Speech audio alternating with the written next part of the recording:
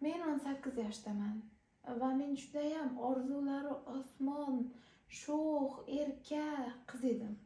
Va meni hayotimda yuz bergan bitta sayl harakat tufayli men mana shunday mushkin ahvolga tushganman. Va men bu borada hech kimga yomonligim va hech kimga g'araz niyatim yo'q. Shuning uchun avvalambor mana shu vaziyatdan chiqish va o'zimni ozgina bo'lsa-da baxtli bo'lishim uchun ozgina harakatda bo'lib, ana shu Bobojon o'z kanaliga keldim. Va to'g'ri ish qildim degan umiddaman. Bundan keyinchaligim afsuslanmayman deb umid qilaman. O'zimga tengdosh bilan yaxshi, menga munosib bo'lgan umr yo'ldoshim kelgusi hayotda menga mana shunday vaziyatlarni yuzaga kelishini oldini olib, hamisha meni yonimda yelkadosh bo'lib, kamchiliklarimni yuzimga solmasdan va yerga urmasdan yashab o'tishini juda ham xohlayman. Agar shunaqa bo'ladigan bo'lsa, meni ham uni xizmatini qilib, uni ota-onasini xizmatini qilib, hayotimda chiroyli qilib davom ettirish niyatim bor va bu niyatimga albatta erishaman. Meni hayotimni buzmoqchi bo'lgan insonlar esa u inson yo'q va qochib ketdi. U insonga meni kuchim yetmaganligi va meni ojiz bo'lganligim, nimjonligim va xullas u insonga meni kuchim yetmaganligi desam mubolag'a bo'lmaydi. U odamni kuchi mendan ustun kelib, bemalol o'zi xohlagan maqsadda foydalanib ketganligi aniq. U odamni topish, u odamni jazolash maqsadida biz juda ham ko'p harakat qildik, ammo lekin foydasi bo'lmadi. Va bu borada meni ota-onam ham ancha boshi egilib yerga kirdi.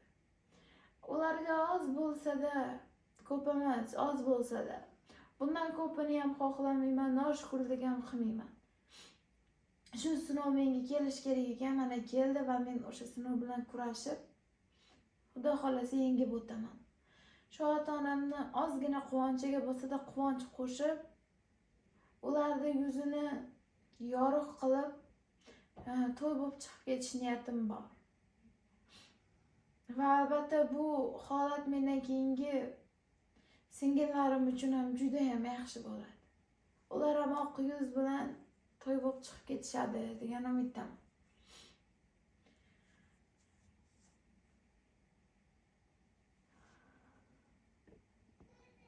Bu borada shu meni hayotimni, yosh umrimni badnom qilgan insonni ham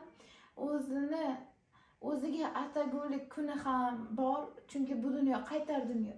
Masalan, baribir uni mayli opam yo'q, singlim yo'q deb bemalol gashtini surib yurishi ham mumkin, yo'q, lekin adashadi. Nafaqat opasi, singlisi yoki kelajakda o'zini qizi bo'lmasa o'g'li, kelini, xullas baribir uni jon-jigarlaridan bu narsa albatta qaytadi. Buni hamma biladi, qaytar dunyoligini, va meni hech kimga yomonligim yo'q. U insonni endi Xudoga solishdan boshqa ilojimiz ham yo'q. Uni quvib, yo'q deb gapirgandan ham foyda yo'q, chunki u inson yo'q oramizda. Qochib ketdi qayerga bo'lsa. Va men bundan keyin endi oz bo'lsa-da bu holatni unutib, yorug' kelajakka qadam qo'yish maqsadim. O'shanga men ham albatta yetaman. Hali kunlar oldinda, hali men ham shu hech narsa bo'lmaganday, hamma havas qilgudek bitta oilani bekasi bo'lib, shirin farzandlarni ota-onasi bo'lib, albatta hayot kechiraman degan umiddaman. Va endi Xudoyimdan ham shu buyog'idagi dilxiraliklar hammasi esdan chiqib, qorlar yog'ilib, bizlar bosiladi degan umiddaman. kelgusi hayotimni berishligini so'rayman. Boshqa norozichiligim ham, noshukrlik joyim ham yo'q. Hammasini Xudoyim ko'rib turibdi, kim haq, kim nohaq. Hamma narsa menga loyig'ini beradi va o'sha loyig'ini olish uchun ham shu astoydil niyat qilyapman va o'z niyatimga erishaman degan umiddaman.